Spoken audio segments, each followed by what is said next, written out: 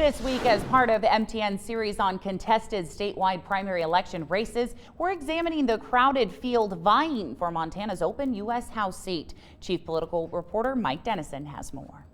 Montana's only U.S. House seat is open because incumbent Republican Greg Gianforte is running for governor. 6 Republicans are trying to succeed him, and the one to beat in the June 2nd primary is State Auditor and Insurance Commissioner Matt Rosendale. Rosendale has raised $1.3 million in campaign funds, far more than any other Republican. He's been endorsed by President Trump, and he's already running TV ads touting that endorsement and his conservative credentials. Rosendale says while the coronavirus has shut down traditional campaigning, he's been busy doing the job of auditor, overseeing health insurers during the crisis.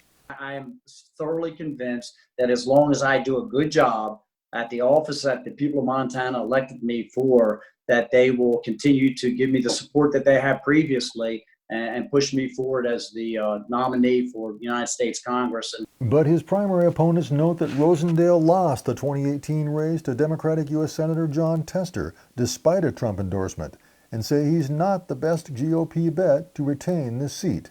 Secretary of State Corey Stapleton hopes his status as a statewide office holder and military veteran could propel him to victory. In times of trouble, I think that people look for someone who's stable and someone who's served before. And military veterans listening to this will understand this, that I'm just trying to hold out to people that what I bring to this is experience, stability. And farmer rancher Joe Dooling of Helena says he's been campaigning hard and stressing that he has a down-home Montana appeal that others can't match. If I'm elected, you guys are my bosses, and I want my boss to call me if he has an issue. So I put my number out there 100 times. Just give me a jingle and you'll catch me in the tractor. The other GOP candidates for House are former State Republican Party Chair Deborah Lamb, National Guard vet and former teacher Mark McGinley, and electrician John Ivankovich of Butte.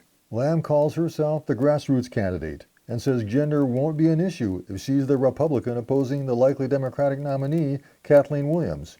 McGinley is waging a strong social media campaign, emphasizing a resume he says can resonate with voters as a counselor at the Youth Challenge program in Dillon, his work in prison ministry, and his military record. Ivankovich's campaign has been minimal, but says he can help bring organized labor into the Republican fold. Yet for any Republican candidate not named Rosendale, the question is whether they can overcome the power of name recognition, big-time endorsements, and money. Is Rosendale the best bet for Republicans to hold on to this seat? Or might someone else emerge from this 6-way scrum and win the primary?